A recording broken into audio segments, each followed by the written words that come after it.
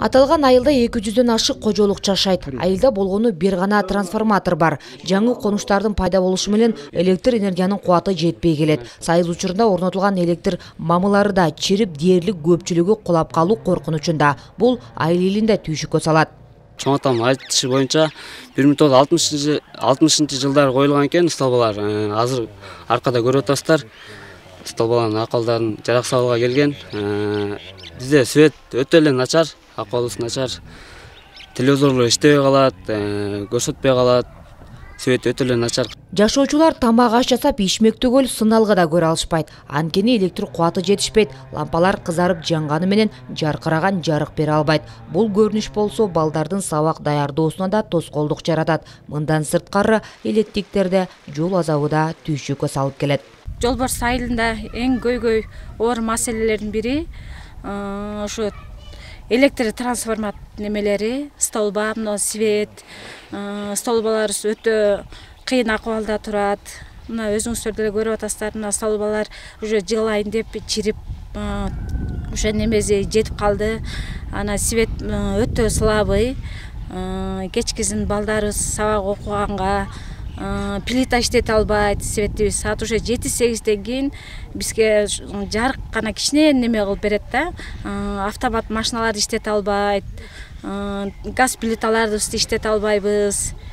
Эң көйгөй ушулар. Анан ушу жол маселелери, жолдорубуз дагы өтө жаман. Кыш кызын балдарыбыз мектепке барганда оор карда барышат. Жолдо көпүрөлөрүбүз жок. Жолубуз да өтө узак. Айыл тургундарынын белгилөөсүндө эскилиги жеткен электр мамысы бир да жол оңдолбогон. Ал эми тургундар өздөрү эле чуалгыларды жөн эле мамыларга байлап тартып алышкан фактылар да бар. Жолборс айылы боюнча бир трансформатор бар. Столбаларыбыздын акыбалы өтө оор. Кулап калган, кыш кызын кулап калган столбалар учурлар болгон. Ошону айыл эли өздөрү алмаштырган. Рейстен столба коюп кетишкен, ошонун линиясын дагы деле тартырыла элек. Айылда эң көйгөйлүү маселе ушу свет болгондуктан кыш кызын, кечкизин караңкы киргенде светтин акыбалы киши тааныларгыс болуп калат. Ал эми айылдагы мектептин негизги окуу корпусунун курулгандыгына 10 жыл болсо да бүгүнкү күнгө чейин айыл аймагынын балансына алынбаган. Андан калса оңдоп түзөө иштерине коротулган чыгым да эмгек жамааттын өз капчыгынан жумшоого туура келет. Билим уя жаңы эле курулганы менен акырындык менен бузула баштаганы көрүнүп турат. Анан сапатсыз курулуп калыптыр да мектепчи.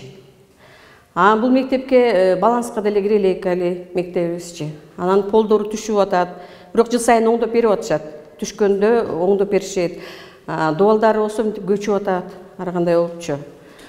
Анан эми мурдагы эски мектебибизге эле бөлүнгөн акча менен эле биз ремонт кылып келатабыз. Өзүбүздүн жаныбыздан алабыз ремонтту. Эч акча бөлүнбөйт. Бир 4-5 миңге жакын эле акча бөлүнөт ушул мектепте эмгекчи ремонтко. Болсунду көйгөйлөр менен жергиликтүүлөр тийиштүү адистерге да кайрылган, бирок жыйынтык жок. Мындан улам айылдыктар жергиликтүү бийликтен жардам күтөт. Динара Эмжанова, Абдумомун Калбаев, Нурболот Мамбеталиев, Аксы району.